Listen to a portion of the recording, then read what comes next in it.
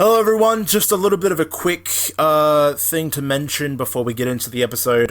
As you all know, Gus is from America and I am from Australia, and if you haven't been seeing the news recently, Australia is in the middle of one of perhaps the worst bushfire seasons it has had going.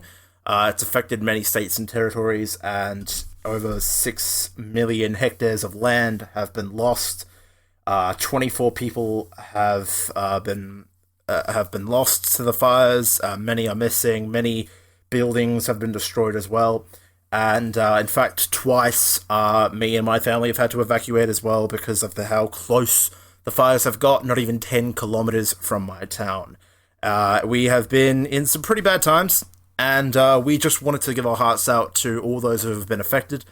And if you're able to, please donate to... I've got a list of services in the description down below that includes the New South Wales Rural Fire Service, Queensland Fire and Rescue, South Australia Country Fire Service, Victorian Country Fire Authority, Tasmania Fire Service, and the Western Australia services as well. So if you're able to, please donate to one of these services. It will go a huge way. There has been heaps of fundraisers on Facebook as well. And yeah, anything you can do to help would be great. Yes, they are criminally understaffed, so any funds you can send their way, big help. Yes, please do. And yeah, thank you for that. Let's get into the episode. And then hit the music. Hit the music. Hello everybody, welcome to the Can we make that the intro song? Okay,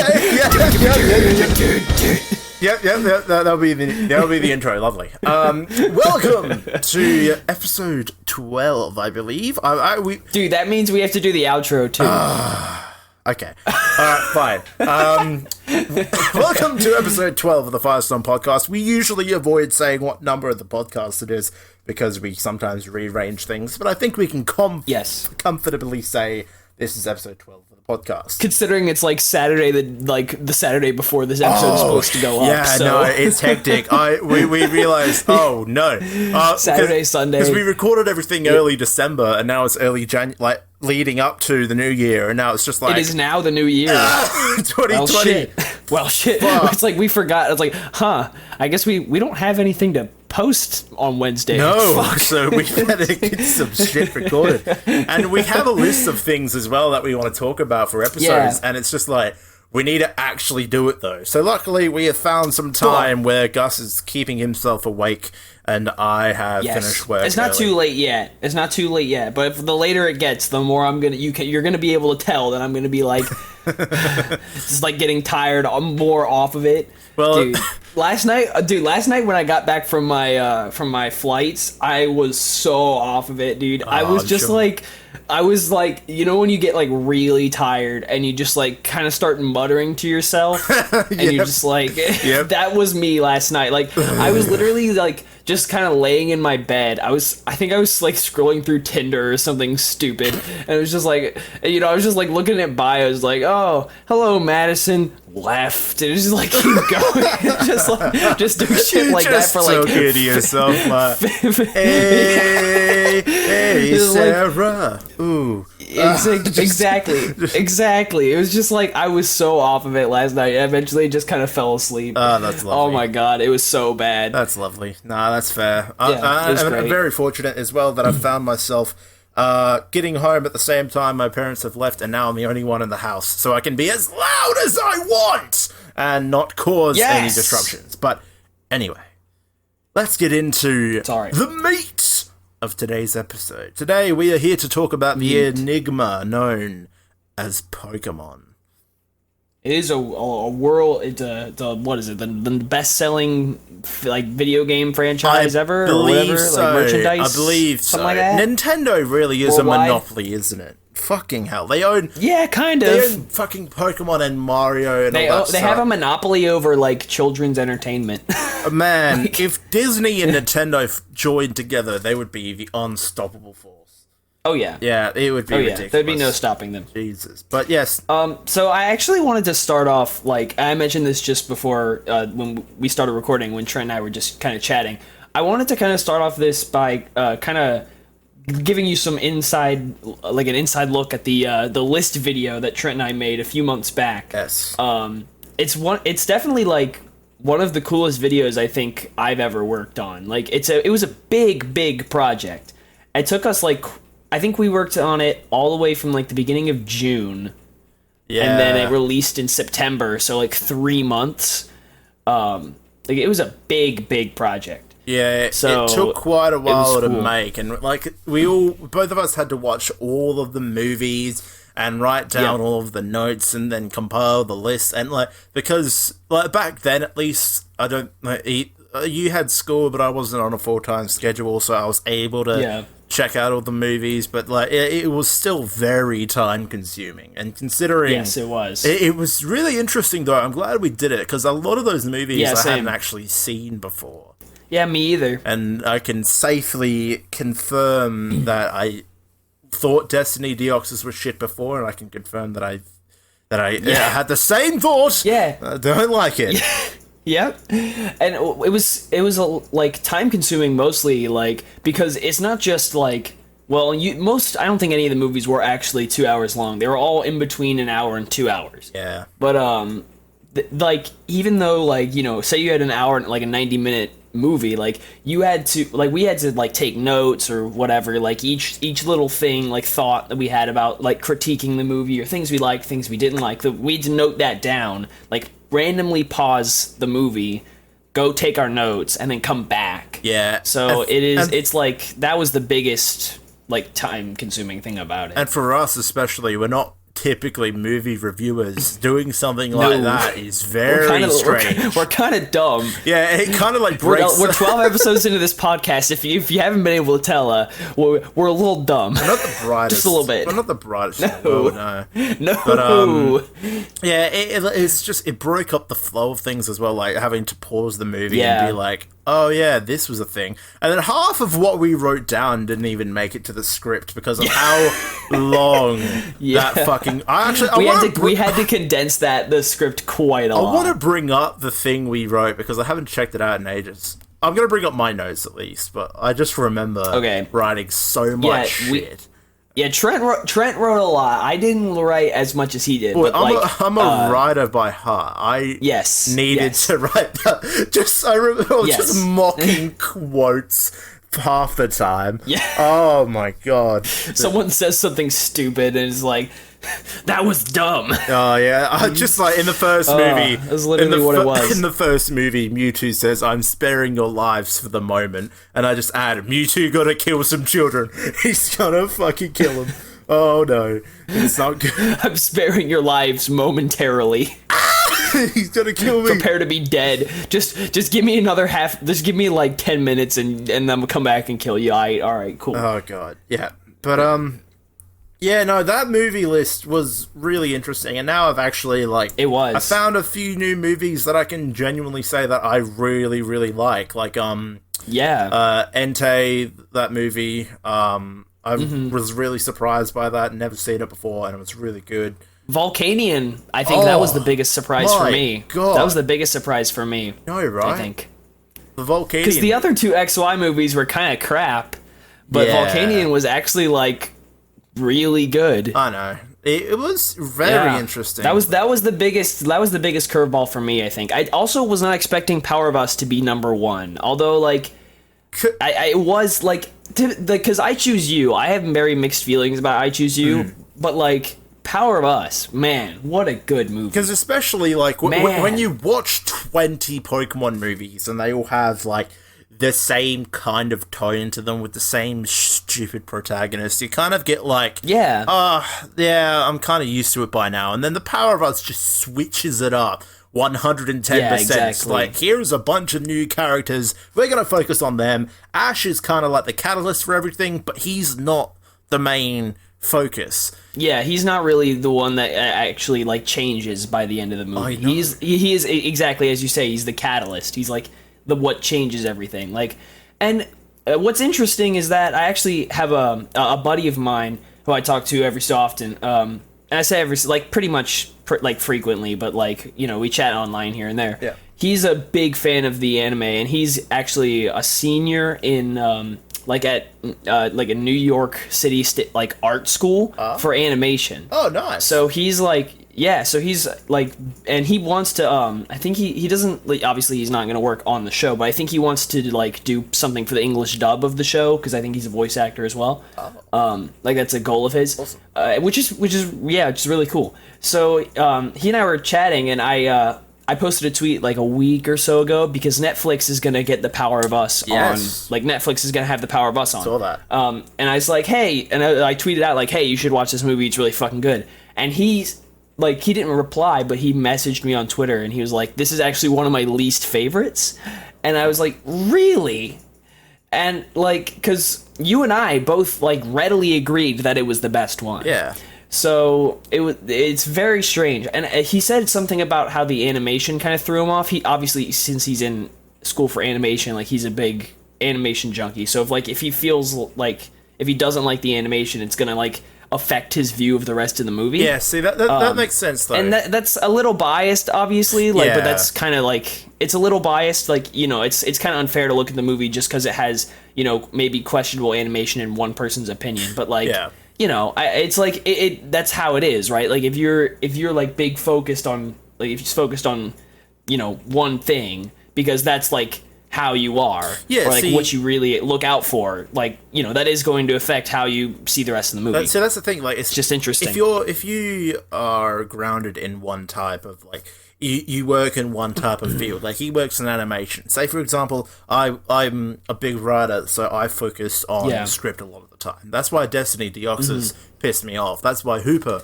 pissed me off. But the power of Us was really impressive, because the writing for each of the characters made sense. That's one of the reasons I really liked The Power of Us. And I'm sure for you, because you work in music quite a bit, you pay a bit more attention to the score. I do.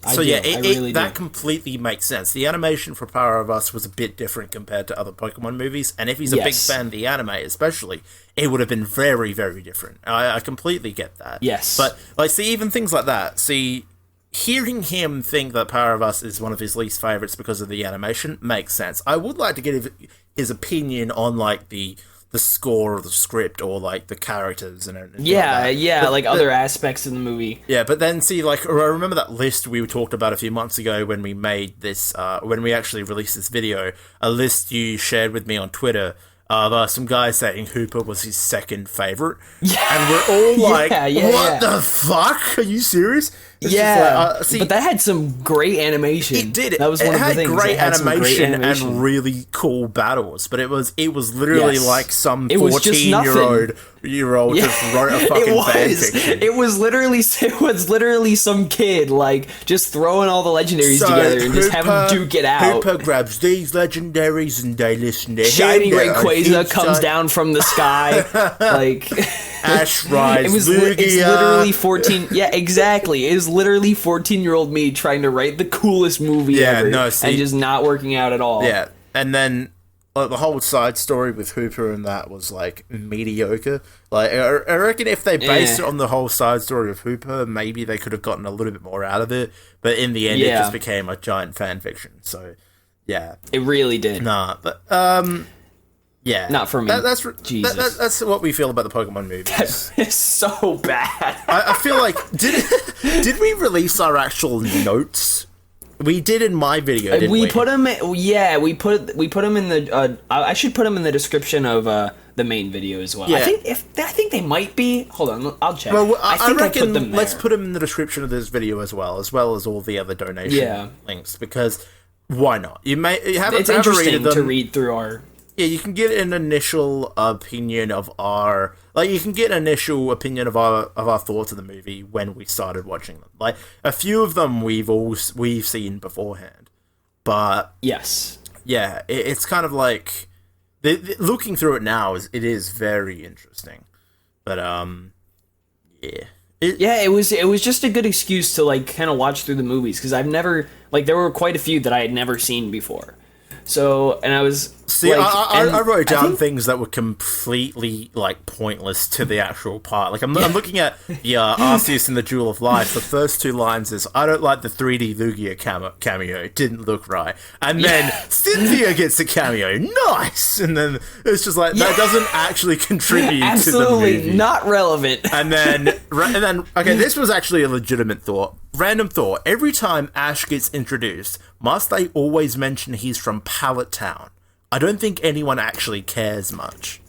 Yeah, I don't really think we are that many cares. We are that many generations and that many regions in, but they still say Ash from Pallet Town. And it's like, from Pallet Town. Does anyone care anymore? Does any, like, who even cares anymore? Especially with the new, I could talk about, I'll probably bring up the new series here in a little bit, but I won't do it now. Yep, fair enough. But actually that whole idea started back, I think it was like probably in April or May, when they were doing the Twitch marathon. They did a Twitch Presents marathon in like the first half of 2019 that basically went through all of, like, that was just showed a marathon of Pokemon episodes. It was a very specific time, and it always went past when I fell asleep, so I could never catch the whole thing. But it would go, for me on the East Coast, it would go from like, I think either 1 p.m. or it would either start at 1 p.m. or 11 a.m. I think it was 1 p.m. and then it would go until like 4 a.m. And so obviously, like, I'm a college kid, so I had class the next day, so I couldn't like stay awake for the whole thing. Yeah. But sometimes when they first started, they would show, like, on certain days they would show a movie. So like the first thing they showed at 1 p.m., which I usually was back from class by then, was a movie. And the first one I watched was the Victini movie, and I immediately thought, this is fucking shit. And so I was like, so I wrote down my thoughts on it. I was like, well, I don't know, like, because I ended up seeing it twice, because they basically replayed the marathon like 2 or 3 times throughout a couple weeks. But so I ended up seeing the Victini movie, I think, twice, just by watching, like, tuning into the marathon. So the second time, I, like, wrote down, like, my thoughts on it, like, very briefly. But I was like, this is crap. Like, this is so bad. And it was like, because it didn't make any sense. It was so weird. And also as part of the marathon, I also got to catch the other 2 Unova movies. Which was convenient. So by the time we started, I already had notes for those 3, but I had to go through the other 18 of them to get notes on. So but yeah, that's kind of how the idea started. I was like, well, these, like, I think I had seen all of the Unova ones previously, but I was just kind of like, well, I guess I'm already writing down my thoughts on it. I guess I could do a ranking video, and then you and I were talking quite a bit by that time, and so I was like, well, if I do it myself, I'll probably do something stupid. So I basically was like, hey, Trent, you wanna do this with me? He's like, sure. You were kind of just like, dude, I need some people to come along for this project. I'm like, sure, and he's just like, I can't find anyone else. All right, fine. You and me. We got this. Let's just go. We got this. And luckily, I had quite a few of the movies on my hard drive already, so I was like, fucking sorted, mate. Hey. All right. We're just absolutely sold. Let's go. Yeah. And you know what? I think it turned out pretty well, actually. I really like the final product. Yeah, I really like the final product. I did stumble over my words once or twice, but that's all right. That's not a big deal. That happens. Because I remember it said Deus Ex Time Flowers, and I was meant to say Deus Ex Time Flower, but it doesn't matter. Just a few things like that. Whatever. But no, I can see how, like, because if that was me, that would bother me too. You know? Yeah. Like I see, like, I understand why. But yeah, that was a cool video, really, and I'm actually not surprised of the dislike ratio. I know people have neither am I. But surprisingly, everyone has such different opinions. But surprisingly, no one commented, I actually think this movie was better. Like, surprisingly, no one. Yeah. Like, maybe they just leave a dislike and leave. I think people saw my scathing critique of Destiny Deoxys and then were like, nah, these guys are fucking stupid. And They just left. Yeah, sorry about that. But Destiny Deoxys was trash, and I'm not changing my opinion. It wasn't good. It was definitely not good. It was. I think it's deserving of that bottom spot. It was. If not, it was Victini. Yeah. At least so. At least Victini was cute, and like the movie. Yeah, exactly. Kind of like... Actually, fun fact. When my buddy told me that he didn't like Power Bus, I was like. And so we ended up, I was just like, what? And so we ended up talking about some of the other movies. He actually really likes the Victini movie. No! God damn it. Yeah, I know. Maybe it's just like with some people just like the look and feel and like the feel of the situation, but they don't like. But God, that was so bad. It's just, it was nothing. From a writing point of view, it's just like, okay, here's a guy. He has Zekrom or Reshiram, and then he's just like, he's a bit of a dick, but then he's not a dick, and then it's just like, okay. Yeah, the writing in that movie, the story, like the overall plot was just absolute, just dumpster fire. It was so bad. And like, it had absolutely not even the like, unlike Hoopa, where the animation and the action could kind of save it. Victini had like no redeeming qualities other than Victini itself. Yeah, that was it. And then you look at the reason I dislike Destiny Deoxys so much is like compare that to the movie that came directly after it, Lucario and the Mystery of Mew. Lucario, which was like number 3? Yeah, and it had stellar animation, awesome writing. And it's just like, what the fuck happened between that time?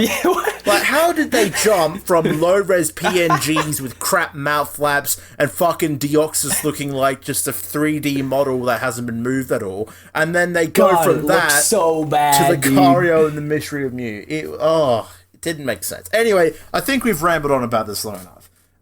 Yeah. So we're here to talk about... you go. Pokemon, which we have. So, yeah, we're here to talk about Pokemon, which we have. Yes. Actually, I wanted to bring up just real quick. I haven't talked much about the new Pokemon anime, and for someone who has talked quite a lot about Pokemon over the past like 6 years or so, 5 years since I started doing retweeted. Yeah, since yes, I have. In the past 5 years or so, I've talked quite a lot about the anime. Not so much in 2019, but like pretty much from 2014 through 2018. Like I talked quite a lot about Pokemon anime and posted it on the interwebs. So, and I haven't really been very vocal about the new, like, the Pocket Monster series. I've seen about one tweet from you, and that's about it. Yes. Yeah, it's just, and that's telling, is what that is. It's very telling, because, and you know what? It's absolutely not because I'm getting older. It's actually, that is not at all the reason that I am, like, been silent about it. Like, because I am watching it, but and you know what? The reason I say it's not because I'm getting older is because I found X and Y on Hulu recently, and I've been kind of like putting it on in the background, and sometimes I'll just get distracted by it. Like I still really love X and Y. So even the dub, and I'm not a huge fan of the English dub of Pokemon, like from X and Y on, just because that's when I started watching it in Japanese. Especially the Sun and Moon dub, I'm not a big fan of that one. And you, like, if you follow me on Twitter, you probably know that, because I've probably spoken out about it. But, and X and Y, I remember that immediately capturing my attention and just, like, having me hooked immediately. The new series is not like that at all. It's like, because there's no continuity, really. It's just, like, there's some elements of continuity, like some things that happened in the last episode will be brought up in the next one. But there's no...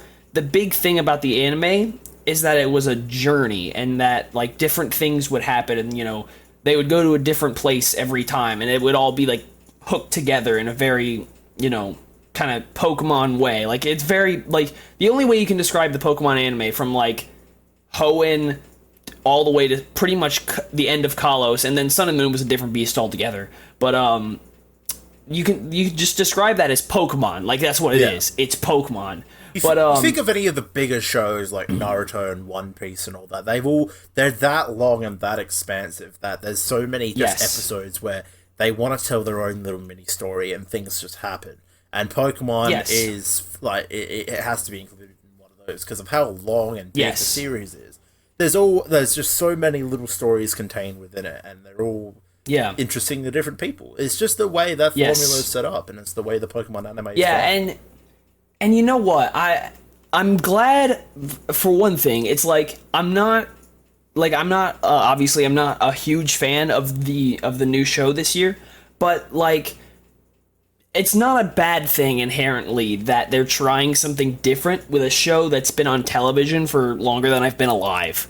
So, you know, like I feel like it's not necessarily a bad thing to try something different. It's just like this isn't resonating with me as someone who grew up watching the show. Like that Hoenn all the way to Kalos arc, like that set of like fucking probably 800, 700 episodes, that was me growing up. That, like, because Hoenn started while I was pretty young, but then Kalos ended when I was about 16.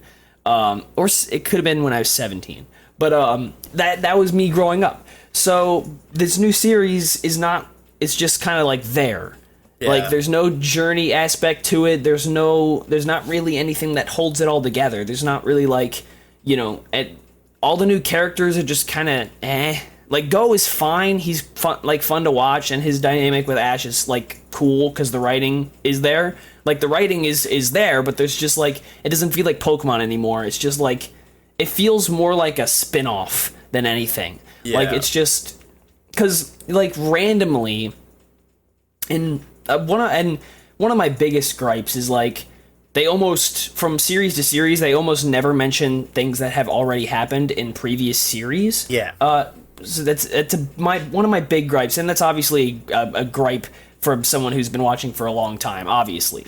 But it's like, they'd go to, like, in the most recent episode, and there's an episode coming out tomorrow, it may have already come out in Japan, who knows, but in the most recent one, Ash was like, hey, Go, let's go to Hoenn.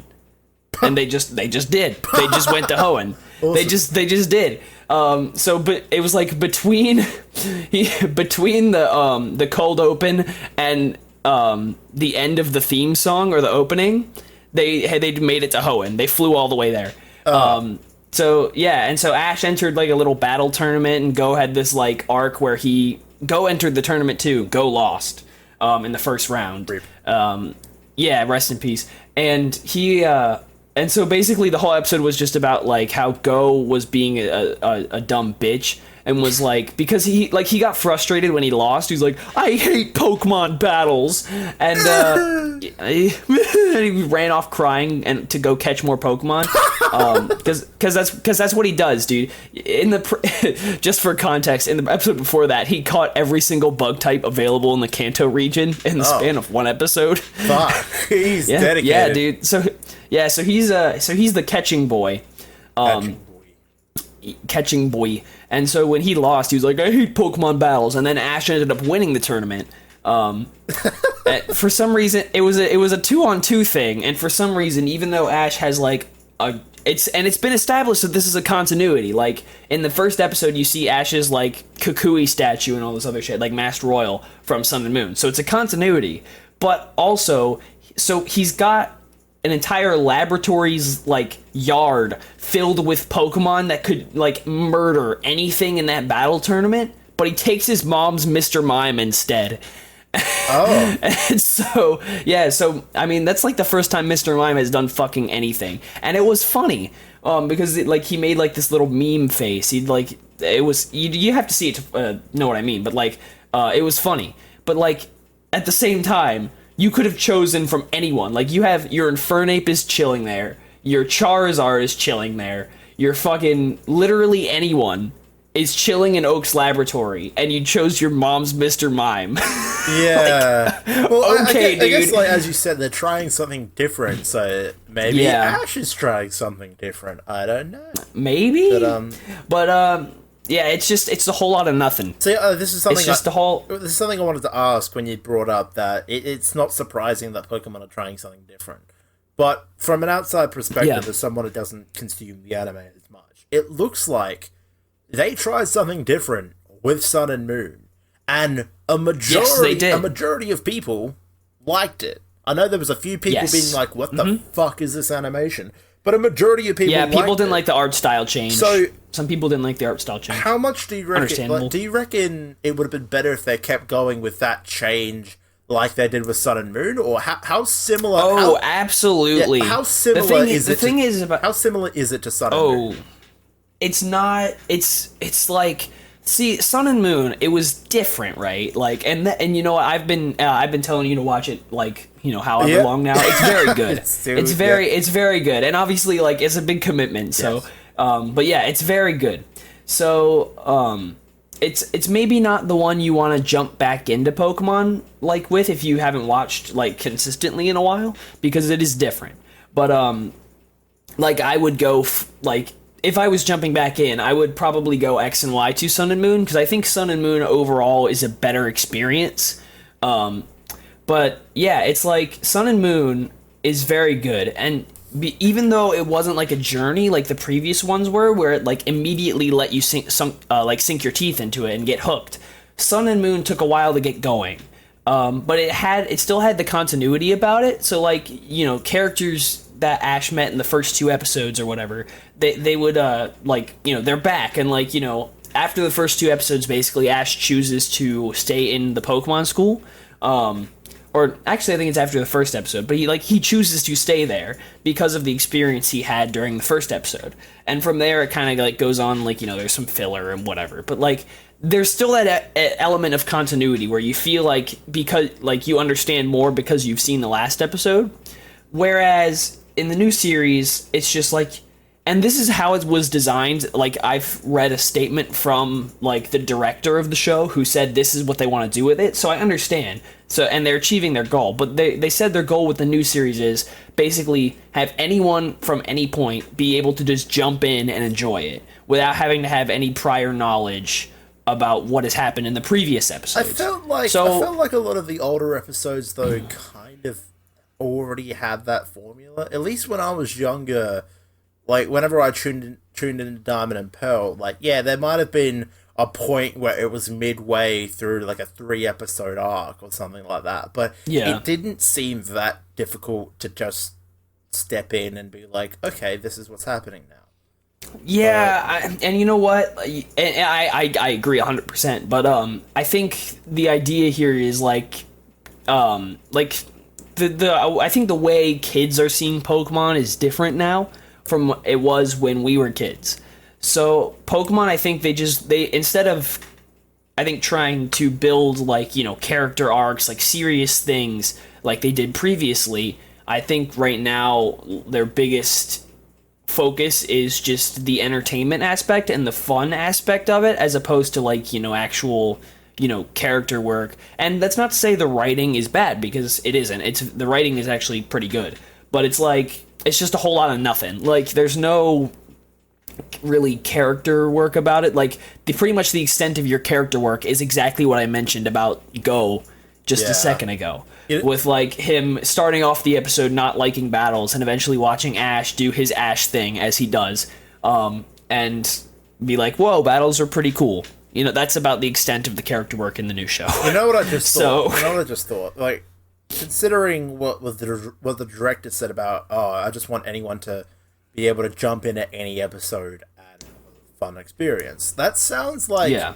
that they've changed it up. So rather them have like, every episode's different, but there's a little bit of an arc going on with different aspects. Like, for my example before about the Sinnoh series, like, I can imagine, you can jump in at any episode, but if you start from the beginning, you can see this long going thing about Paul treating his Chimchar like a dick, and then Ash taking in the Chimchar. Yes. But like, it sounds like, because what has happened now with consumerism and how quickly trends come and go, and how quickly people absorb information and then pass it by, it sounds like they're taking that aspect into the new Pokemon series, where they're just like, okay, we know this can start and end at any point, so we're going to make every episode its own thing, and anyone can hop in at any time, watch it, and keep going. Yeah, and it's exactly. Like, I think that's the idea. Yeah, and that makes sense. They've updated it to try and fit with the more modern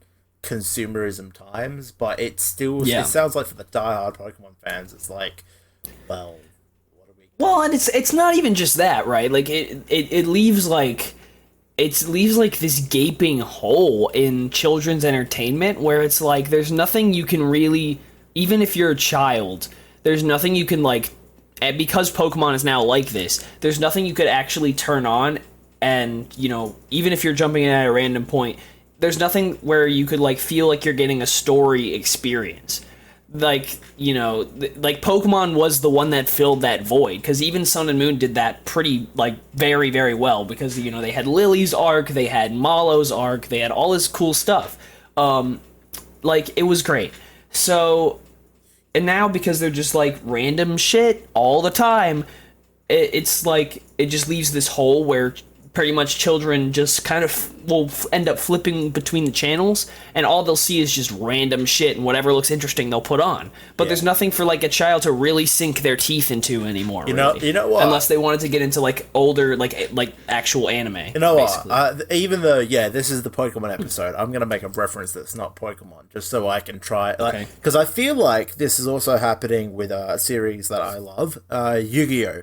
Because one thing they did in Yu-Gi-Oh! With the card game and the anime is that they've made a bunch new summoning rules, a bunch of new conditions and stuff like that, and it was really complicated and really, really complex. So for experienced players, they could do a bunch of shit and basically win in one turn. Whereas, like in the anime, there was always long, drawn-out 4-episode duels or something like that.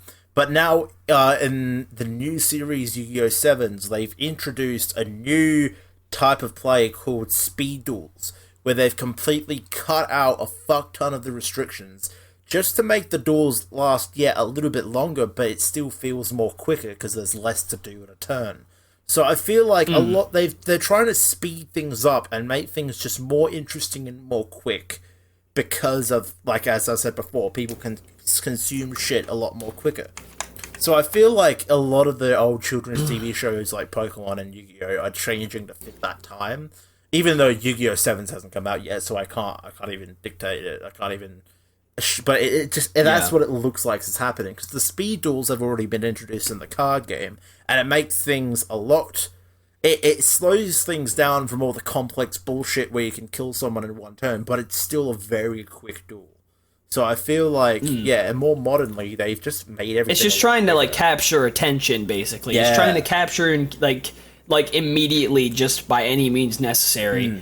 Because people are just so, like, attention spans are just, like, not these days. Especially with kids. Yeah. But yeah, it's... And you know what? Just before we move on from the anime, because I know not everyone likes the anime. Yeah, but we've been talking about it for quite a while too. Hey, one thing that like really, like I mentioned earlier, like how they never mention anything from the previous series. All like in the past episode, Ash and Go, they hopped over to Hoenn, like it was no big deal. Like, okay, I'm in Hoenn now. Like, no mention of Mayor Max, which, you know, that sucks. Yeah. Like, absolutely nothing there about Mayor Max. You know who's just gone to Hoenn? Sophocles. Sophocles, the little short fat kid from Sun and Moon, he's gone to Hoenn to work on, like, in the Moss Deep Space Center or whatever the fuck. Like, from that one city. Like, he's going to work in the Space Center. Like, that's what he's doing after, like, the series ends. No mention of that. You know who else is in Hoenn right now? Ash's waifu. She's also there, doing her thing, and no mention of that either. Serena is just, you know, gone. Like, they're all just gone. And it's just like, well, you're just gonna, like, is it just because, like, there was no reason to bring that up? Or, like why is there no mention of that at all?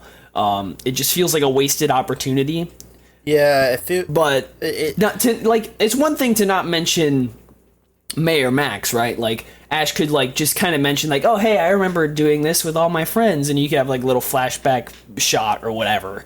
But, like, you know, that's one thing, but it's also not mention not mention Serena or even Sophocles, who was just in the last series. Like, what are you doing? So, I don't know. It does bother me. I think it's absolutely, given the nature of the show and how they're just supposedly hopping from region to region, doing pretty much whatever they want, it's like, it would absolutely 100% set the fan base on fire if no, like, returns from previous series happened. Major returns. Like, if we don't see Dawn, if we don't see May, like, all this other crap, like, if you just just ignore that completely in this series where you are hopping from region to region, like, you're giving Ash the opportunity to go to all these different regions for pretty much, like, jack shit, like, and to you not mention them at all is just, it's frustrating. That sounds like, we gotta grab some people's attention. Oh, this new episode's in Hoenn. Everyone, come check it out. We're back in Hoenn. And then it's like... nothing. Oh. Yeah. I don't like Pokemon battles. Yeah, it sounds like a lot of it is just for attention grabbing. It is. Yeah. I think that's the idea. It's not really my thing, and that's not to say it's not entertaining from episode to episode, obviously, because that is their goal. It's to make it entertaining. And it is entertaining, but it's not like, it's not like how Pokemon usually is, where you can really sink your teeth into it right at the beginning.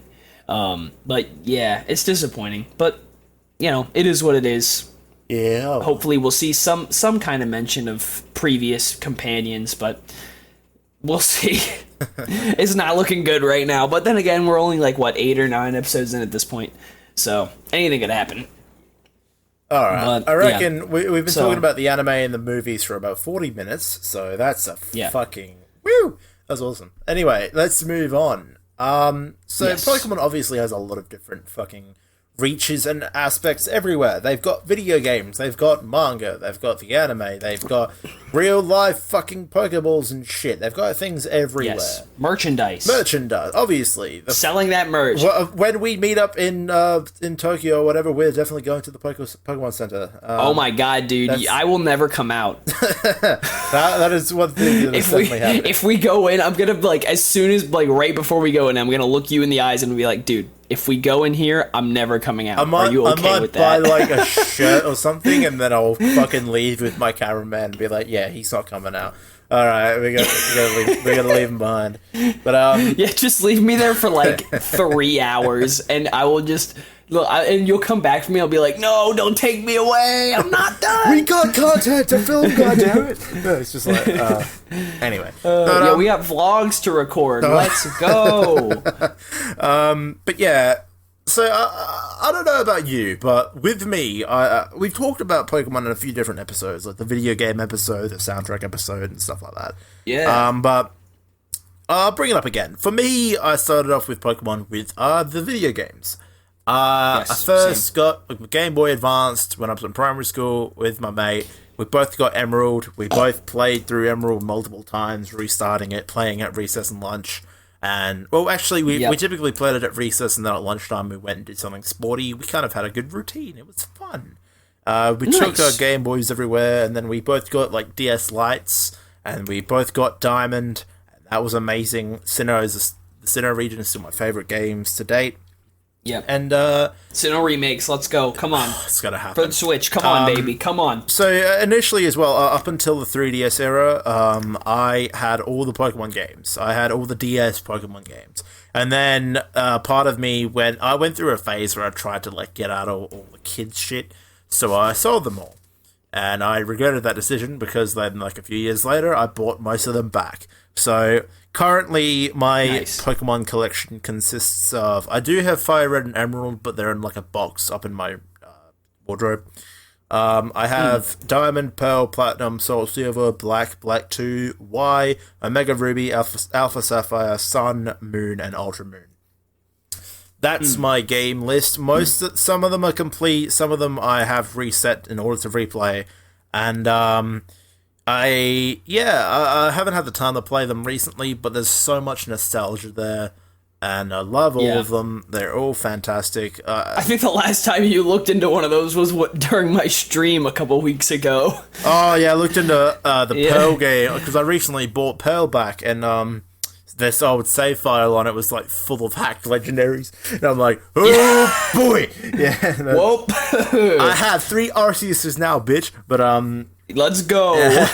But and also update for you all. I have finally purchased a Nintendo Switch.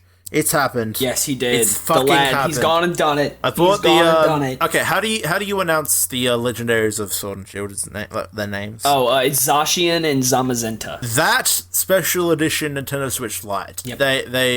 I have a big thing for like limited edition consoles. I am a big fan of Limited those. edition, baby. Let's go. I have the Gears of War branded Xbox 360. I have the Gears 4 Xbox One.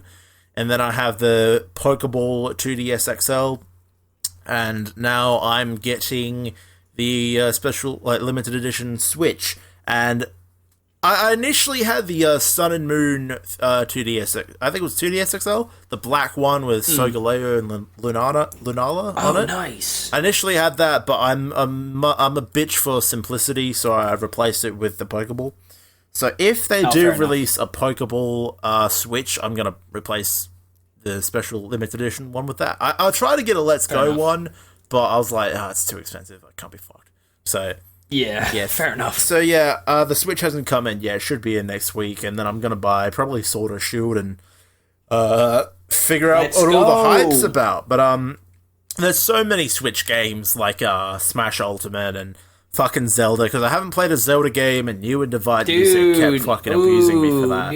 So I'm gonna get one of the Zelda games. I'm gonna get on it. I'm gonna buy some games, and when I've got time, I'm gonna play them. But I'm gonna go through all them and go through all my Pokemon games again, and I'm gonna finally get amongst it, because I've been left behind. Let's go. I've been left behind for too long. Yeah. But so I own most of the games that I've played. I also started on Game Boy, but it's like most of them I don't know, like especially the older ones, like for the DS. I probably still have them, but they're just like gone somewhere. They're just like in a box where I have no fucking clue where they are. Like they could be anywhere. But I have I've kept track of for anywhere from 3DS onward. I still own all those games. So I own both X and Y, both Omega Ruby and Alpha Sapphire, except my my X copy's digital. So that's actually not a cartridge, thank goodness. But and then I have Sun, Ultra Moon, Let's Go Pikachu, and Sword.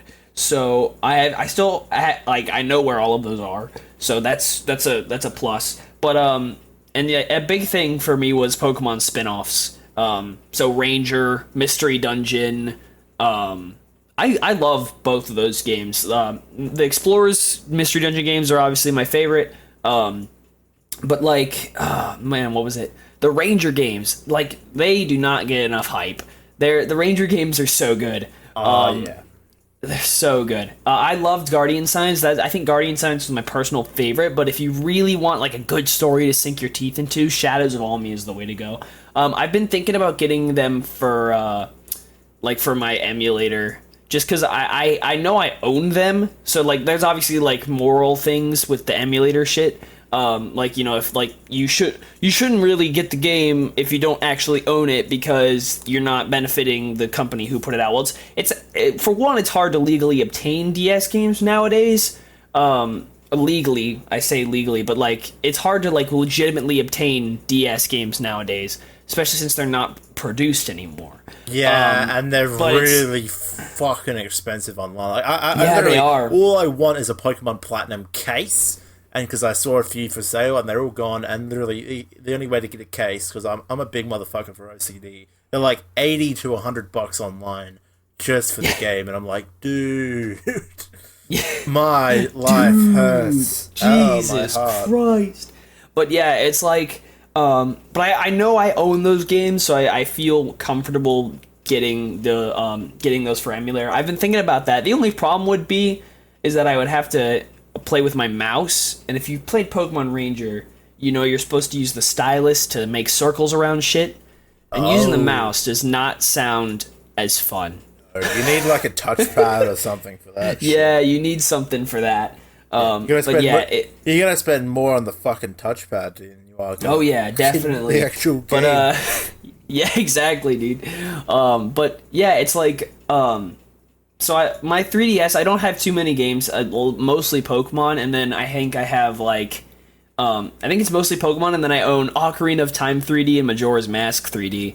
neither of which I've beaten, even though I've beaten both of the originals. But yeah, it's like the 3DS onward, like, and fun fact, that's actually why I chose to start a speed run on the 3DS, because it's my 3DS emulator, but like from Gen 6 onward, you don't actually have to deal with RNG, or like RNG manipulation, I guess. Like from everything from Gen 5 before that, you have to like, you manipulate your DS or your game file to give you like a perfect IV Pokemon or whatever, and then in Gen 6 you don't have to deal with that.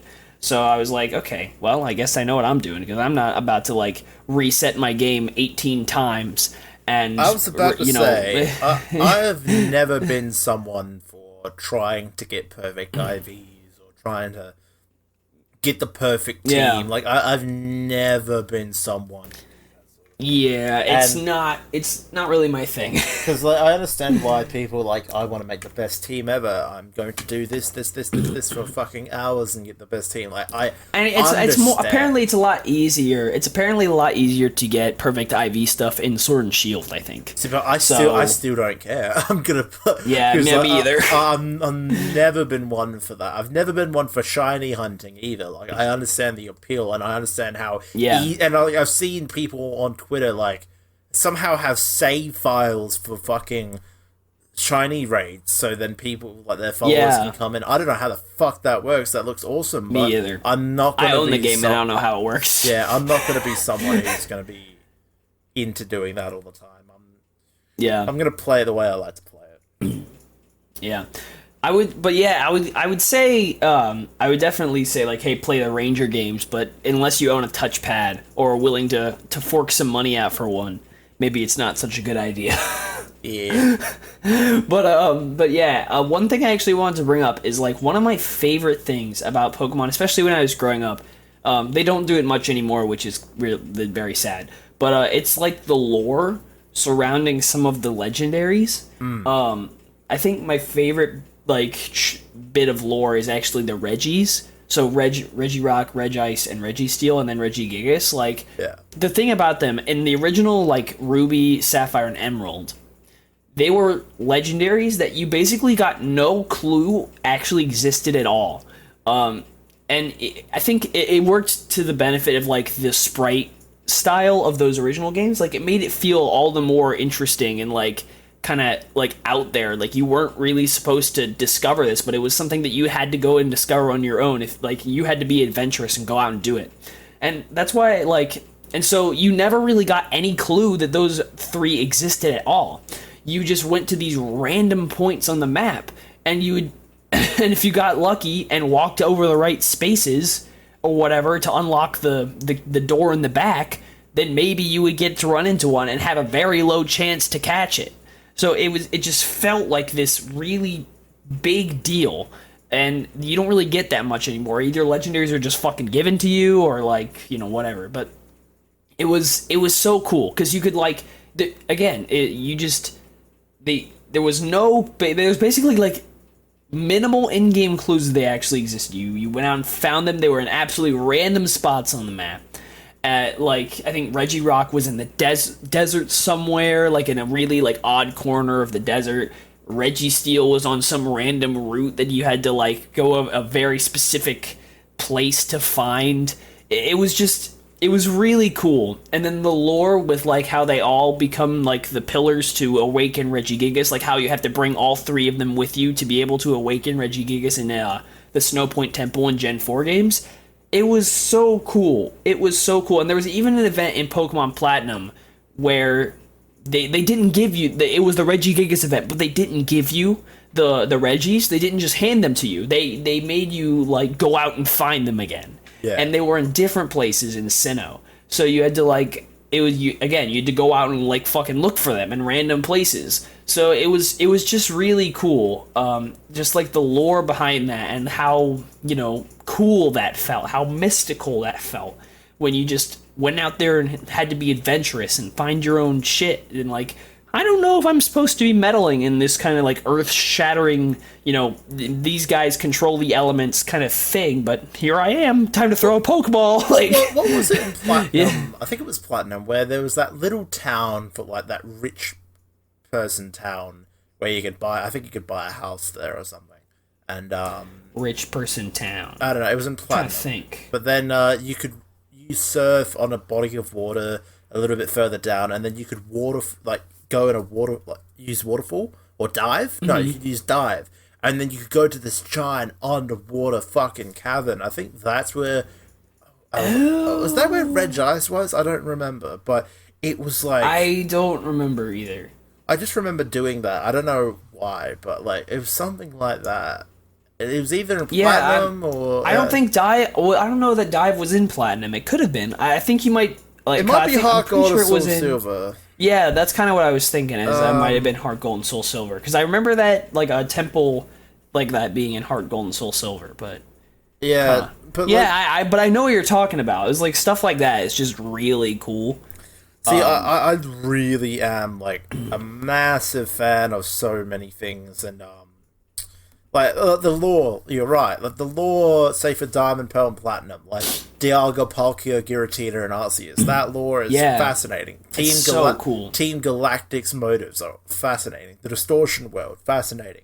Soul Silver and Heart Gold, the Bell Tower, and like I don't know what the other tower was called. Like the history behind it and all this other stuff. And then like the 3 legendary dogs, like all that was so fascinating. And Black and White, the story with N, and like all that sort of thing. Like that is all fucking phenomenal to me. And then like even in a Sun and Moon with like Lily and with Lunala and all that, I really like that. I thought in X and Y.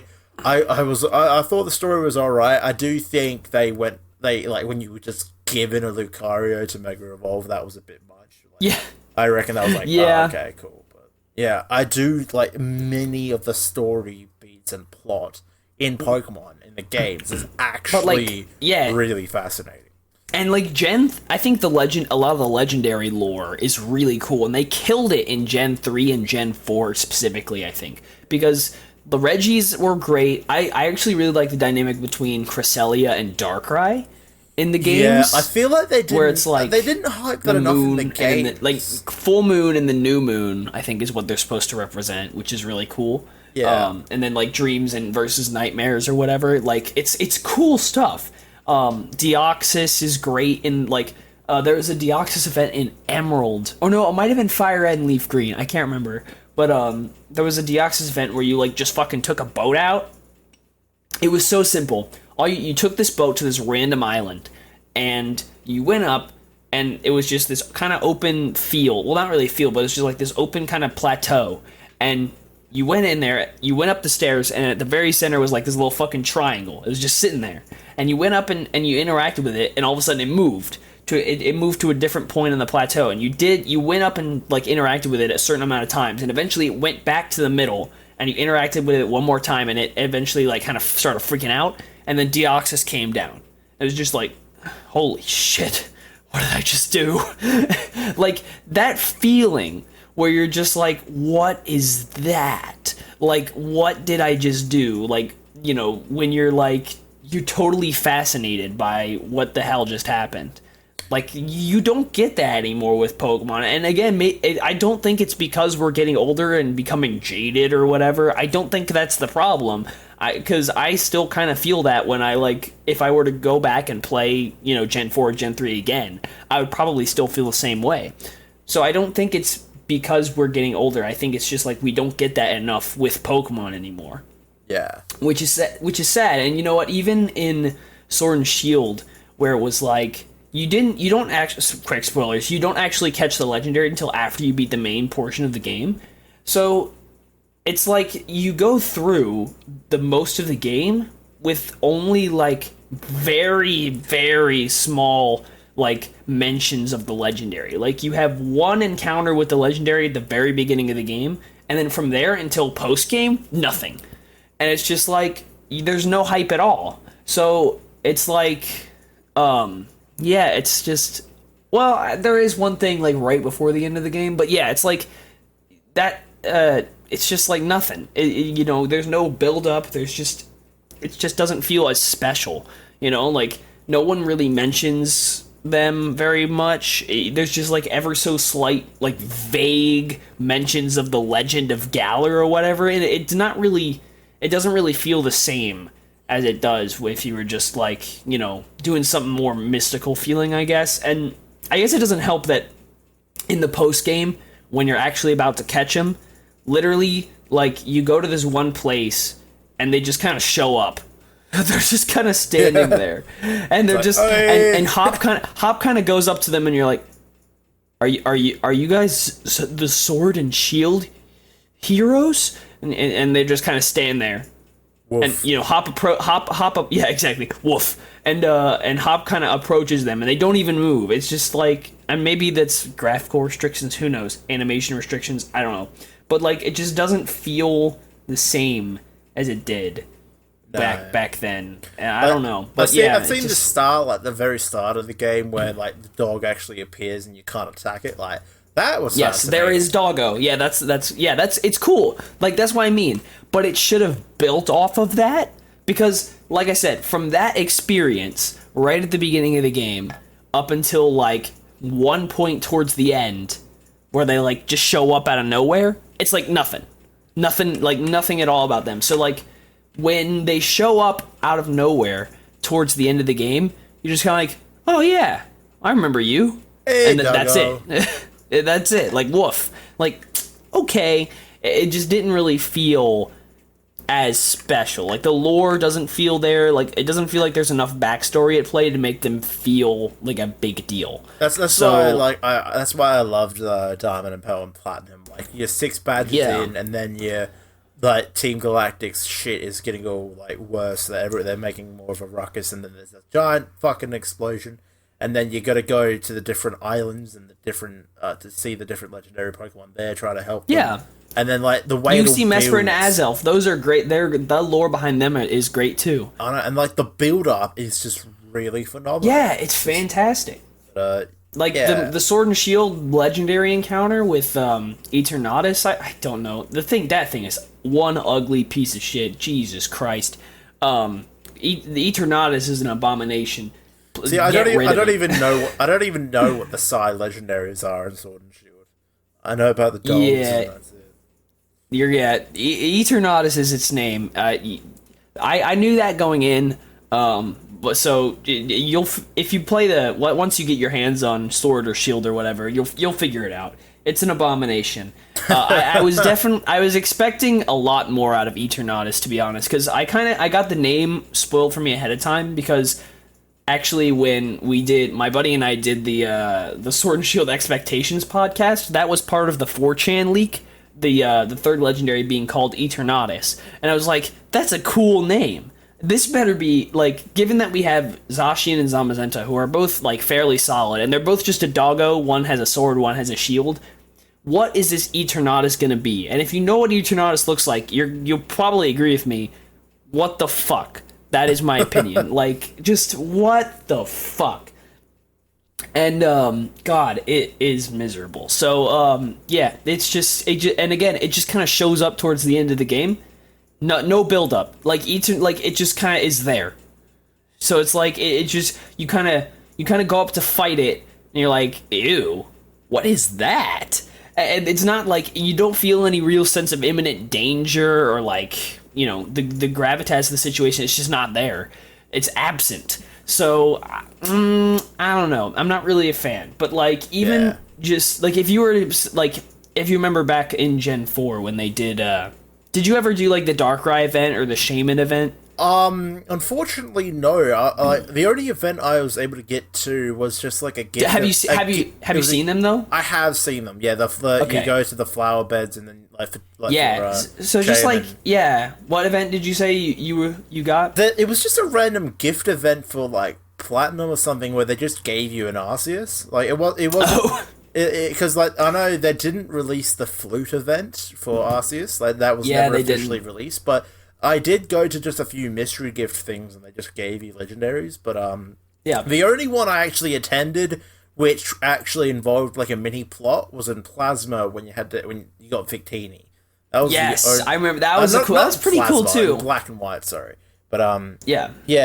No, that was pretty cool too. Like, at least it was like a mini plot, and it kind of made Victini feel like a big deal. Yeah, so I never got to do the Shaman or Darkrai events officially. Yeah, but like, so even though there's like, it doesn't really feel like there's anything building up to that. It's just like, because, you know, in Darkrai, you just kind of have a nightmare in the locked house in whatever city, and you just encounter Darkrai there. And in Shaman, you just kind of go up, you meet Professor Oak, and then you run for a while. Like, even though there's not really any build up there, what you're doing feels like, it feels mystical, it feels mysterious, like you're not really sure what you're getting yourself into. And like, and it's not really any like actual build up, but there's like, it's kind of like more dramatic build up, like kind of not really doing that with actual dialogue, but kind of like just the way that it's just out there and different from everything, it makes it feel mystical in its own way. Whereas like, if you compare that to Sword and Shield, the legendary, like basically the event where you interact with all the different legendaries and shit, it comes about 5 seconds after you interact with Chairman Rose. So it's like, it doesn't feel like anything is changing, and so like, you've just beaten Chairman Rose in a battle or something, and all of a sudden, here comes Eternatus, and you're like, wait, what? It's like, there's no build up there, so it's disappointing, but I really think that and I'm sure this has been said a million times by a million different people, but like, more of the Gen 4 stuff, please. More of that, please. You have so much more graphical capability now. Like, imagine the kind of cool shit you could do with not just, you know, silly sprites on the screen at 256 pixels tall. Like, you could do so much cool shit with the graphical capability you have now. And you choose to, like, there is dog. Hi, woof. Oh god! You know, one thing that I actually feel like would be a lot more interesting in Pokemon going forward, if they scrapped the Master Ball. If they just didn't give anyone the Master Ball. I know why it's there. It's because Pokemon is aimed at kids. Kids might not be able to sit through or like be able. The problem is you don't even need it anymore. All the legendaries have such a high catch rate. That's the problem. They all have a high catch rate. Like, I remember it was my goal to never use the Master Ball. I remember in Pokemon Pearl when I was younger, it was during the holidays, I spent 6 hours trying to catch fucking Palkia. It was ridiculous because no, it was either Palkia or Giratina. It was probably Giratina actually, but I just remember because I went in. And I already spent heaps of money on Ultra Balls, and I was a stupid kid, so I didn't know I could farm money and get more balls. So I was just like, I've got 30 Ultra Balls, a few Dusk Balls, I'm gonna catch this motherfucker. So I had to keep restarting, and I was just like, I had something on the TV, I was in the lounge room by myself, and I was just like, running around, I was fucking raging all the time. So I spent 6 hours trying to catch Giratina, and it was fun though. When I finally caught him, I was just like, yes! Yeah, right? That feeling of satisfaction you get. Like, kids who play Pokemon nowadays, you just don't get that. And maybe it's because of the bad storytelling, because I remember when we were kids, right, when you encounter something like Dialga or Palkia or Giratina, you're like, holy fuck, I want to catch this thing so much. And so you go out of your way to catch it. But like, and if you're a kid playing the new games, you're just kind of like, oh, this is cool, I guess. I'll throw my Master Ball at it. Like, you don't feel that, like, even if you're a kid and you use the Master Ball, you at least feel so compelled to catch whatever it is that you actually lob the Master Ball at it. Like, I know, when it's like, you don't get that anymore. Especially maybe I sound like a boomer, I don't know. Mate, same here, dude. But like, especially in Diamond and Pearl, I remember you went to Spear Pillar, you watched Azelf, Mesprit, and the other one, Uxie. I was gonna say Hazelnut for some reason. I don't know. They sound like Hazelnut. Nuts. They sound like nuts. I don't know why. No, but you watched them three break the red band or whatever it was that held them together, and Dialga or Palkia was there, and then I remember you had to fight. Just chilling. You had to fight two of the galactic leaders with Barry. Then you had to fight Cyrus, and then you got the chance to capture Dialga and Palkia. And then in Diamond and Pearl, you had to go through that giant fucking cave to try and find Giratina, which was a bit of an experience. And then even in Platinum, you had to go through the Distortion World, and that was just like, this is epic, especially it was so good. For its time, the Distortion World was awesome. And then you encountered Cyrus and had to fight him first, and it was like, oh my god, I'll never get. Just imagine for a second. Just Distortion World and the 3D remakes. In Sinnoh remakes, bro. I'm gonna nut. Creme everywhere. I'll fucking make a creme brulee in my pants. I'm gonna throw creme brulee all over my computer screen. It would be... Dude, I'm gonna nut. Oh my god, bro. I'm hoping the Sinnoh remakes are actually challenging. I want them to be legitimate. Oh my god, one of the biggest things, they need to implement difficulty modes. They need to. Absolutely 100%. Like, there are certain changes they could probably get away with not addressing. Difficulty modes is not one of those. Like, if you keep releasing these games that are for kids, like, and, you know, you have to recognize that if you're the Pokemon company or Game Freak or whoever, there's no way you don't realize that a large chunk of your fan base is like 18 and older. There's now a whole heap of adults. Yeah, there's no way you can't realize that. So they absolutely, like, how long can it take to just, all you gotta do is adjust the levels of each trainer, maybe give a few extra Pokemon here and there. It's not because once you have all the models and shit laid out, literally all you're doing is just changing the trainers and the champions or whatever every so often, or like for each difficulty mode. That's all you're doing. It's just very small changes for each, depending on which difficulty mode they choose. And I get that I don't know what's holding them back exactly, but maybe it's the worry that kids will choose hard mode, even though they're not they're not ready for hard mode, but they're going to learn quickly that they're not ready for hard mode. I think what is holding them back there is the tournaments.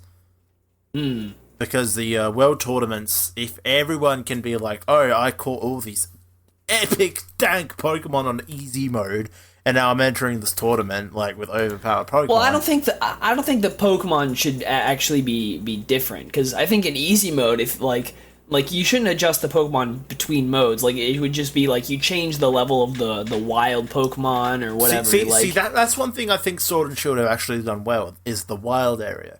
One thing I think because the wild area, I've seen a few videos on it. Some people, at the very start, they got level 13, 14 Pokemon. They're encountering level 68 Pokemon.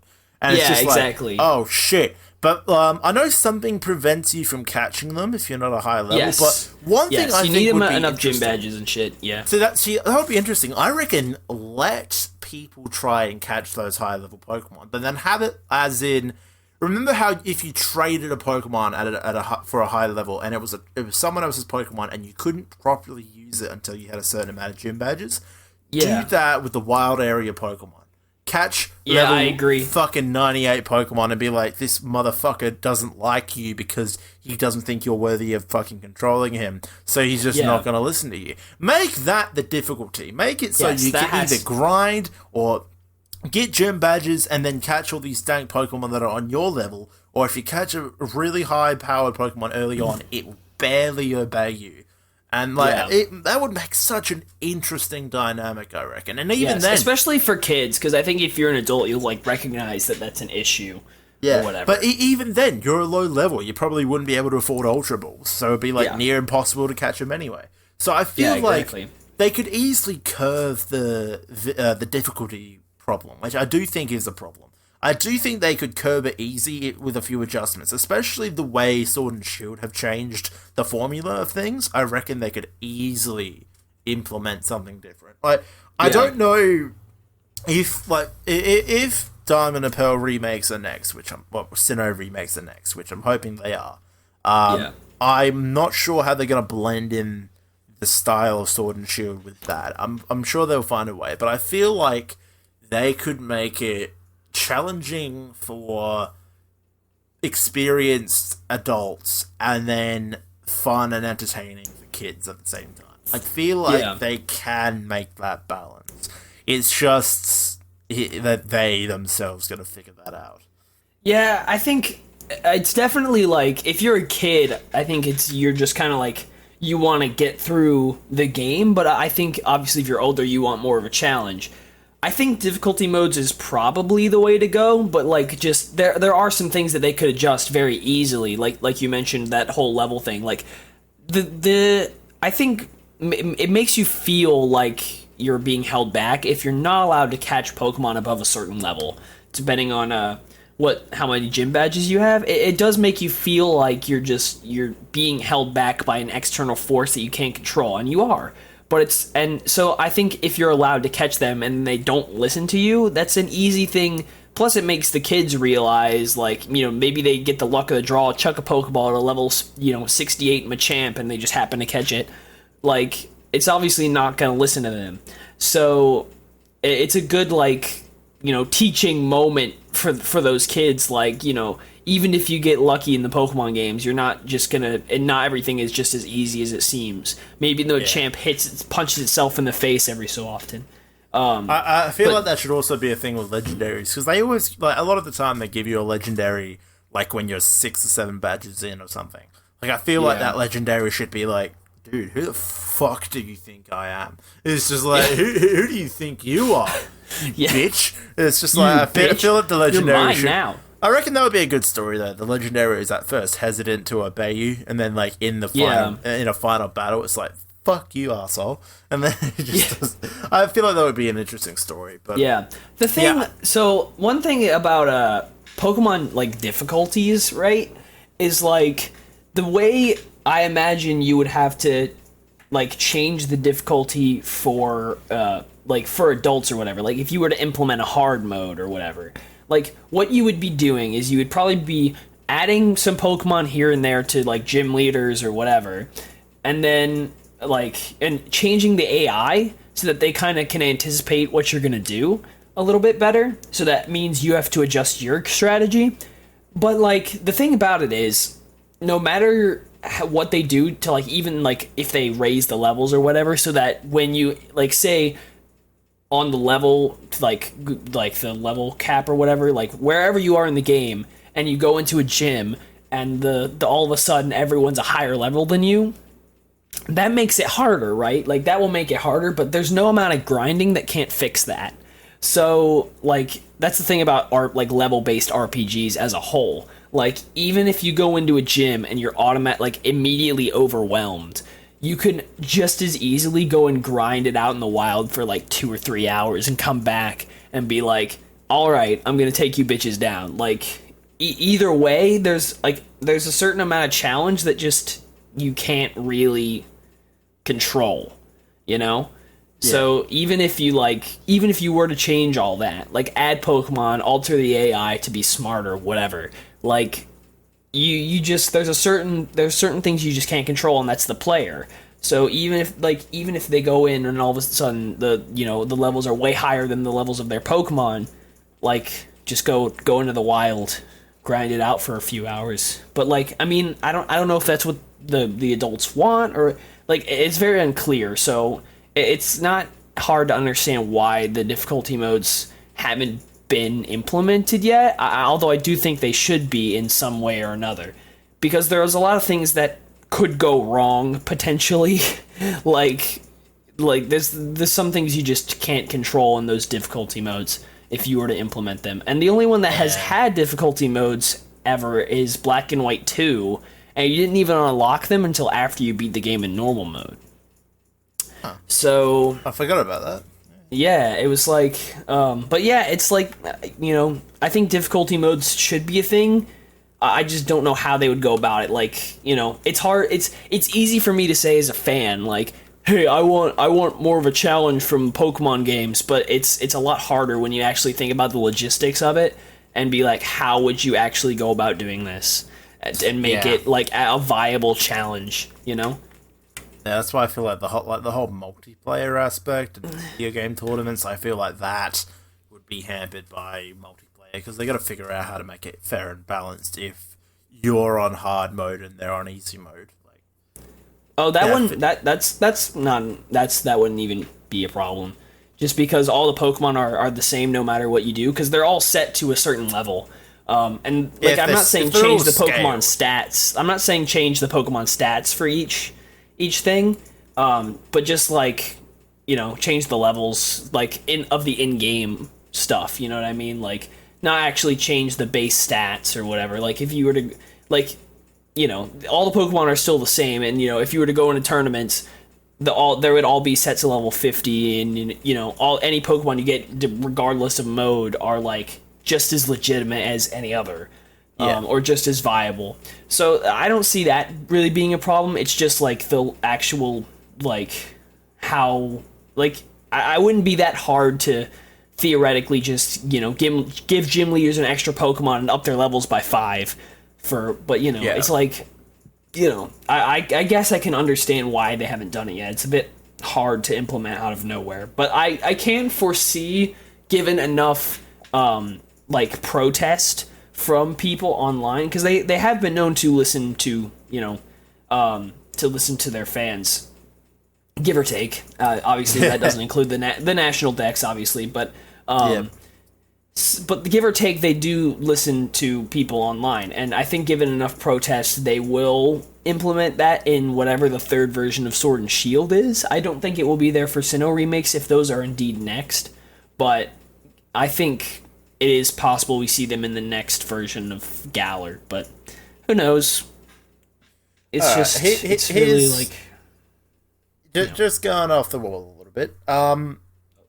So, other than games and anime, have you consumed any other Pokemon media? Or just games, anything else in Pokemon? Obviously, like, I know you played Pokemon Go for a while as well, but that's a game. What about anything else? Like, how active of a Pokemon fan are you in regards to everything else? I do like to. I actually do check the Pokemon Center website pretty every so often, just because I do like the merch, and I have bought some stuff from the Pokemon Center website. They've had some really cool designs. It's like, and I got this one I really like. It's like a 3/4 sleeve, but it's like it's a shirt, and it's like it's got like Pikachu in like a punk jacket playing a rock guitar, and he's holding a punk concert. It's great. I love it. It's a really cute little thing. And it's like the most me thing I've ever seen. So I was just like, I have to buy this. So yeah, and I'm probably gonna get a Lily figure from there as well, a Nendoroid, because I really like Nendoroids. They're the cutest little things. So I will probably get that from there as well. But like, I do like, and I have my Pikachu plush from when I was a kid.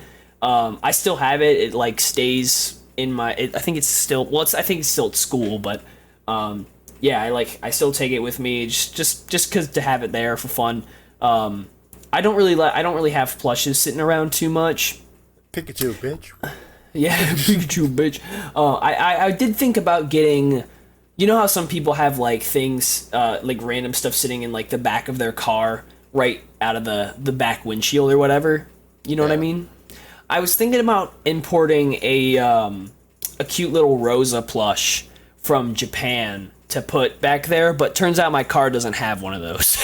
So yeah, well, that's a problem. So yeah, so I can't really do that. So strap it to your roof. Yeah, exactly.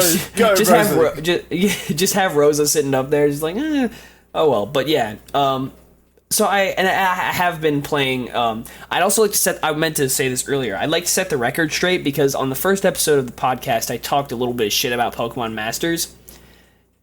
I've been playing it pretty frequently ever since. Like, you just have to get over that spike. Like, and you know what? You know what I was dumb about? I think what I was really dumb about was the level caps. Yeah. It's very easy to unlock level caps. It's very easy. It's very easy to unlock level caps, and it's even easier to just level them up using the level up manuals. So Pokemon Masters, I'm at this point, I'm all the way through all the story that's available currently. So all of the like single player story that they have available right now, I've beaten.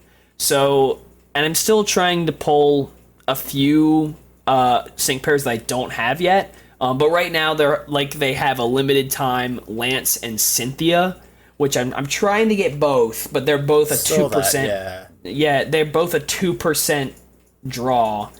It's just like 2%, 1 in 50. Like, oof.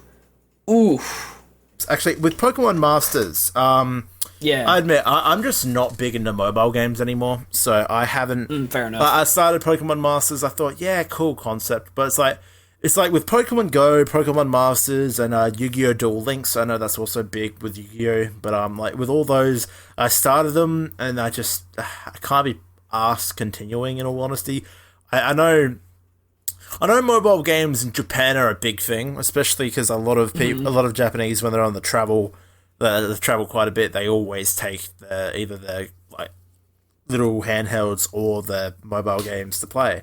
So I know mobile games are a big thing over there. But it's like, with me, I look at my phone enough for social media. I can't be fucked looking at it more for those games. Especially because I always have crappy out-of-date iPhones which can't really run them well. So... Fair enough. Yeah, so I'm kind of out of Pokemon Go and Masters and that sort of thing. But, yeah, the reason for me, it's just like a random thing that I can just throw on wherever I am, and just kind of like be entertained by it. Yeah. And so that's the only reason I've really gotten as far as I have, because I never play for like long stretches of time. I usually, like, at most it's like half an hour at a time. But yeah, it's just something I can just throw on and be like, hey, it's a game. Fair enough. The reason I was asking about Pokemon media is because I've stuff other than games and that is because I've recently. In one of the central shopping centres I go to, a store shut down and was replaced with a giant Asian market store. And they have imported a fuckload of collectible Pokemon sparkling water drinks. And they're all, I believe they're officially, they're official Pokemon. They're called Ocean Bomb. And I believe they're all official, and I've got 3. I've got the Pokeball one, which is normal sparkling water, which is shit. I don't like sparkling water. Then they've got neither do I. Cider flavored, which is Pikachu because it's yellow. Cider flavored, that wasn't bad. And then I've got the strawberry flavored sparkling water, which is Mewtwo, and it looks pretty sick.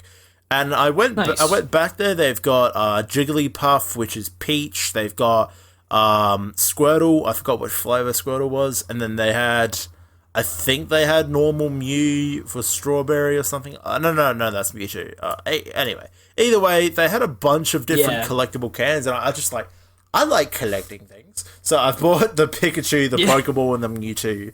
But nice. Yeah, I've randomly thought, like, what other Pokemon stuff just have people collected? Because the only other thing I got other than that is just like, I think they're not legitimate, but it's like a set of Sinnoh badges, I think, and their pins.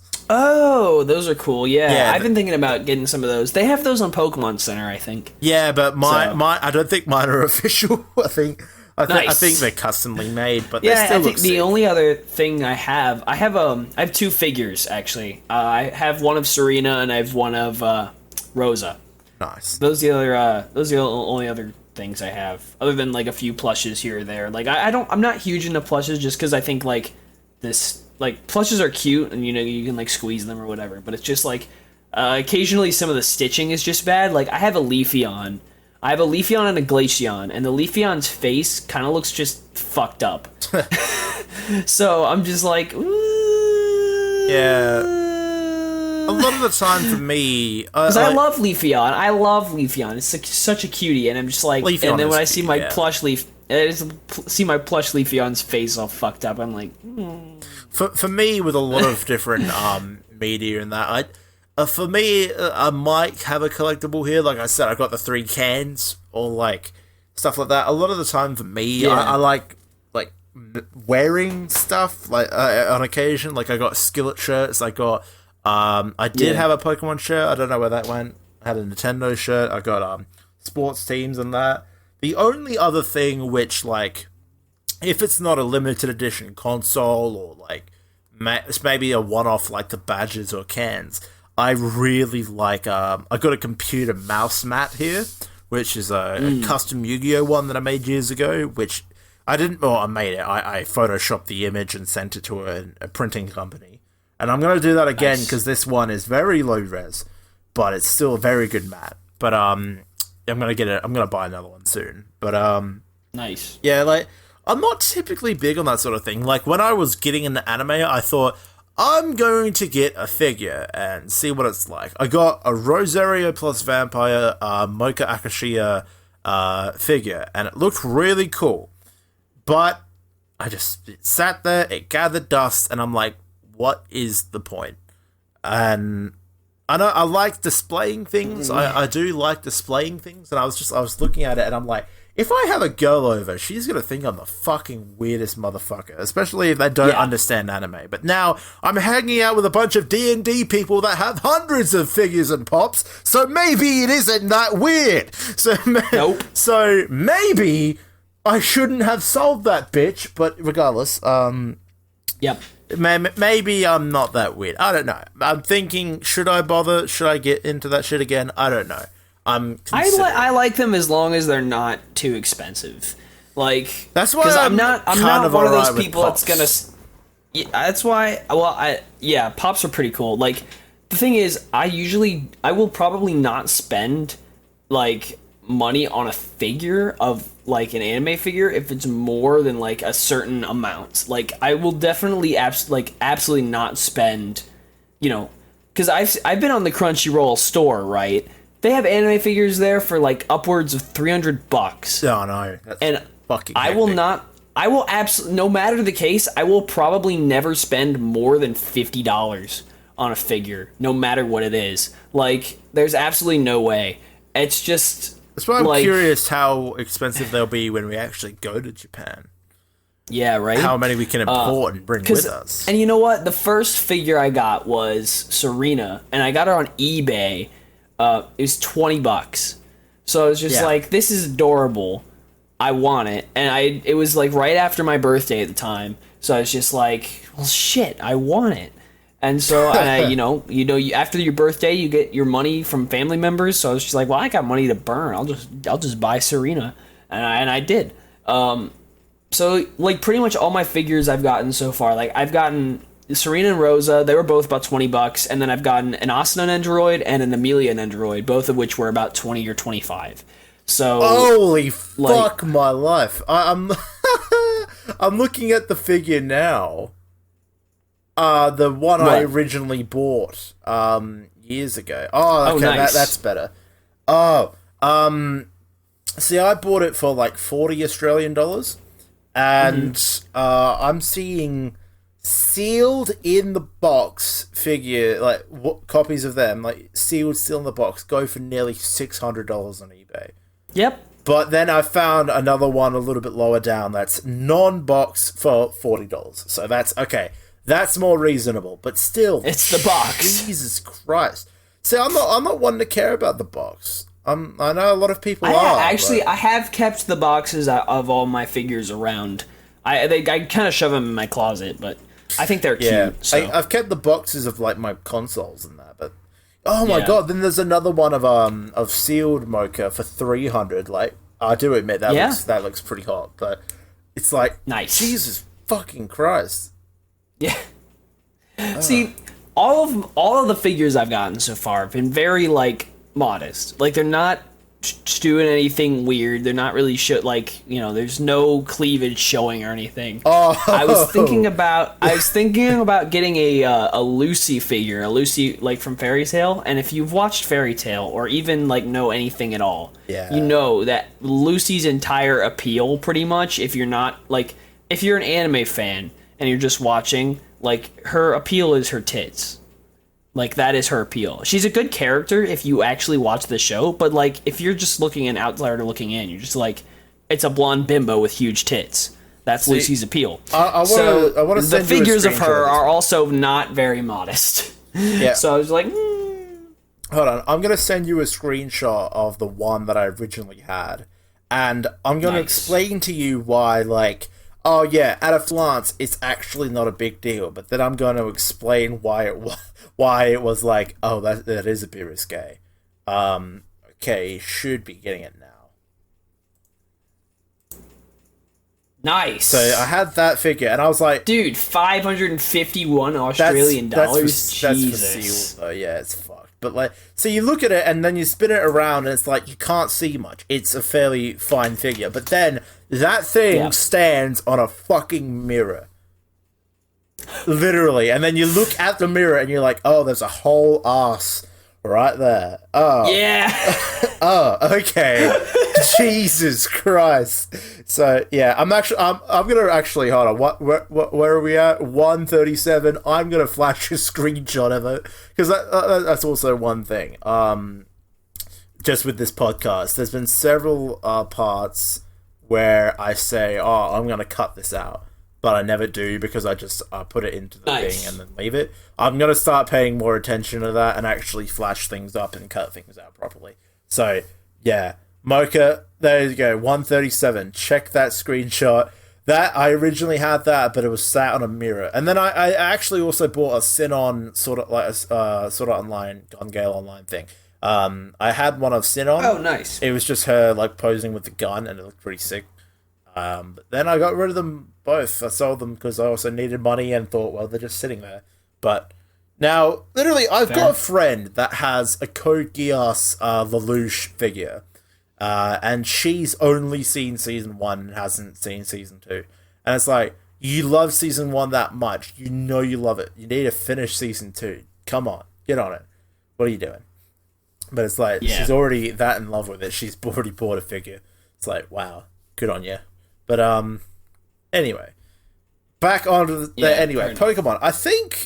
I don't know how much, favorite Pokemon. I feel like we're... Favorite Pokemon? Man. I don't know. What is some of your favorites? Well, some of my favorites, well, as a Gen 4 boy, I have a few Gen 4s. My immediate jump is actually, like, Infernape is definitely up there. Yeah. That's due in part to the anime. I'm a little partial just because Infernape was so fucking cool. Definitely Ash's best Pokemon by... a wide margin. Yeah. Infernape's really cool, and he was my first. I think he was one of my first ever Pokemon. At least he's the first Pokemon I ever remember choosing as my starter. Even though I know I played some Pokemon games before that, he's the first one that I have like actual memories of choosing as my starter. So, that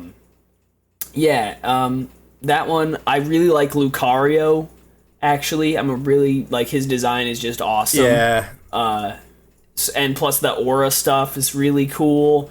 I actually am a big fan of, well, not really Servine, but Snivy and Superior. I really like both of them. Yeah. Servine's meh, but Snivy and Superior, I think Snivy especially is like one of the best designed starters in all of Pokemon. Like, it's just it's so sneaky looking. It's so cute though. It's great. I love Snivy. And Superior is just badass. Just a fucking king snake. I love it. And it took me a while, but Greninja actually as well. Also due in part to the anime, but like it's just so cool. It's like a frog ninja. Like Frog Ninja? Ninja. What? It's so cool. It took me a while to kind of accept that scarf is actually his tongue. I know that. But once you kind of accept that, I still can't get over once that. you accept that, it's like, damn, that's pretty fucking cool. I'm not over that yet. I'm still like, excuse me. It took me a long time to be like, oh, that's his tongue, and accept that. But yeah, I have a lot of the starters. I can't really think of anything else. I actually really like Darkrai. He's so cool looking. Anything else I can think of? I'm actually a big fan of, maybe this because I'm a music boy, but Meloetta. It's a cute little thing, and it sings. Yeah. And I like that. I'm a little bit of a biased bitch, as usual. Lucario was always my favorite. It's a lot of people's favorite for many reasons. Mewtwo I always thought was cool. Mew, I thought. Oh, and Zoroark. I also no, really fucking cool. Zoroark, Jesus, like, and Mew I always thought was cute. Zoroark I always thought was awesome. Giratina, badass, loved Giratina. Oh, what a cool piece of shit. I have a bias for Dialga just because of Diamond. Fair enough. Yeah, I thought Darkrai was alright. I felt like he could use some legs. He just Don't worry, he has legs in the movie. He has legs in the movie, I know that. Lunala, I really like Lunala. Oh, yeah, cool. Solgaleo, I thought was really cool, but I really preferred Lunala. Groudon wasn't bad. I thought Groudon was pretty cool. Yeah. Kyogre wasn't bad. Rayquaza's fucking awesome, Rayquaza's epic, but like he's more overhyped than fucking Lucario. Rayquaza, no, you're right. He's got everything for him. I actually really like one of my favorites for a long time has actually been I really like Latios. Latios is just as cool, but I prefer Latios just because I think like he in the lore and stuff he's meant to be like the faster one and the older brother. So I'm a big fan of Latios just because like I don't know I'm an older brother. Well, I don't really have a younger sister, but I like there are some girls like I have a like my friend's younger sister. I kind of consider a younger sister, so like it's just like it kind of resonates with me. Yeah, the older brother stuff. It's amazing, like with the subtle differences in the design of Latios and Latias. You can like Latios like even though they're like practically the. Yeah, even though they're practically the same design, Latios somehow just looks so much cooler. Yeah, Latios looks cooler, and Latios looks like, oh, I want to pet her. It's just like, oh, cutie. Just give it a pet. Cutie. Yeah, exactly. Yeah, and then for starters, I like Turtwig. I love Turtwig. Oh, he's so cool. Give him a cuddle. Awesome. Give Turtwig a fucking cuddle. He's amazing. Dude, Turtwig. Cyndaquil. I liked Cyndaquil. Was really good. He's so cute. Snivy as well. Yep, Snivy, epic. Yeah. Dank. I haven't really been none of the newer starters. I haven't really. Mudkip. Mudkip. Oh my god. Mudkip. I love Mudkip. Swampert was a fucking legend. Grovyle and Sceptile are both awesome. Yeah, a lot of the early starters, they're just nostalgic. They're just dang. Yes, I actually really like. I'm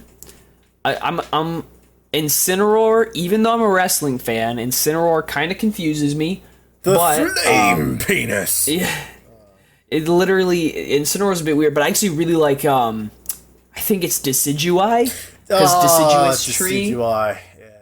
Decidueye is a cool motherfucker. I always mispronounced his name. I always called him Decidueye because I thought it had a better ring to it, but I think it's like they're meant to be like after deciduous trees, so I think it's Decidueye. But either way, it's like really. I should watch the Sun and Moon dub. It's coming out. Like they're in that point, but either way, it's like it's really cool looking. It's like a little archer, and it's actually its Z move is actually really cool too. It's got like the 1,000 arrow shadow raid or whatever the fuck. But yeah, I'm not too big of a fan of the other two. I'm pretty indifferent on the Galar starters. Like Inteleon kind of looks like somebody's Fursona, and so does what's his face? The final Score Bunny evolution. I can't remember the name of. Dude, it's like they're intentionally making these Pokemon for Rule 34. Yeah, but so, like Inteleon literally just looks like somebody's Fursona, and then Rillaboom, who's like the final Grookey evolution, it just looks kind of like an actual gorilla. Yeah, like I'm not a big fan. I'm trying to think of non-legendary and non-starters. Like I really like Starly to Staraptor. Staraptor's so cool, dude. Shinx to Luxray. Luxray was really good. I had this one Pokemon in my black team, which everyone said was shit, but I managed to make it really good. Swanna. Swanna was Swanna. A water bird. I'm just searching it up now. Swanna. Here we go. Ducklet was its first evolution, and then Swanna. I really liked. I would cuddle a Vulpix so hard. Oh, Vulpix, underrated. Not underrated, actually. That's another one of the popular bitches. Fucking Vulpix and Ninetales, my god. Dude, how about Weezing just being a Galarian Weezing just being a giant bong? That's nice. Oh yes, we are a bomb. What's your favorite dragon? Out of like big dragon boy. Dragons. I'm trying to like like Salamence and Dragonite and Garchomp. Oh, Garchomp. Your favorite out of those? Garchomp's really cool. Fucking Garchomp. Yes. Jesus Christ. Another one of the hot popular ones, obviously, but I'm trying to think of underrated Pokemon, but then a lot of them, like Swanna is probably the fucking, the massive fucking duck thing. I don't know. It's like, yes. I'm trying to think. Okay. Favorite evolution. Go. Ooh. Tough, isn't it? I don't think I could pick one either. It's really hard. They're all so cute. Umbreon. Umbreon? Yeah. My dog. Good shout. Honestly, I was probably gonna say Espeon, so Espeon is such a cutie. Yeah, Espeon. Plus it's really good. It's really good in battle too. But I'm a big fan. I'm actually not a huge fan of the first three. Out of those three, my favorite is Flareon, I think. Just because it's so floofy. But yeah, pretty much Glaceon from and the Leafeon last were five. cool.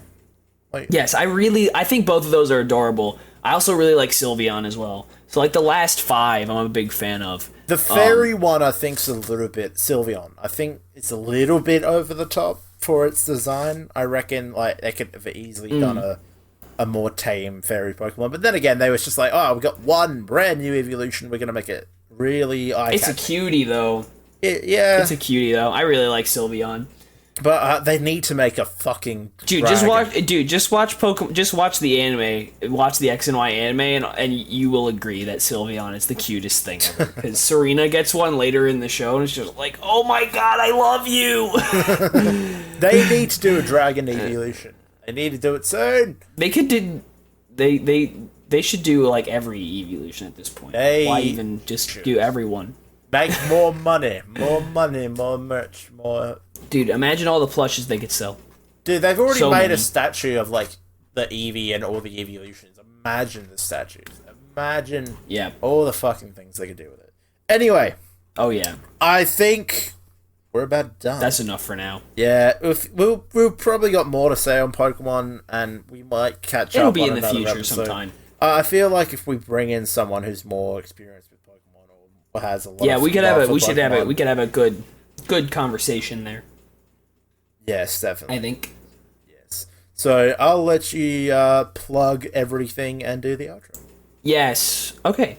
So yeah, thank y'all for listening to this episode of the podcast. We don't have Facebook anymore, right? No, the Facebook's still there, but we're not using it as much just because... Yeah, we're not using it. You can find us on Facebook. It's the same ad as our Twitter, which we do use. It's at FireStorm Pod. Yeah. Yeah, follow us there and keep up to date with clips and stuff, and also dumb penis jokes, and new episodes when they come out. So yeah, give us a follow on Twitter if you're a fellow Twitter user. If not, become one and just follow us, and that's it. One person following, no followers, just follow us. Do it. Okay, thanks. Yep. Yeah. So, and then if you have any suggestions or questions, I said it backwards. You did it the wrong way around. Damn it! questions or suggestions. You want to suggest episode topics or ask us stuff.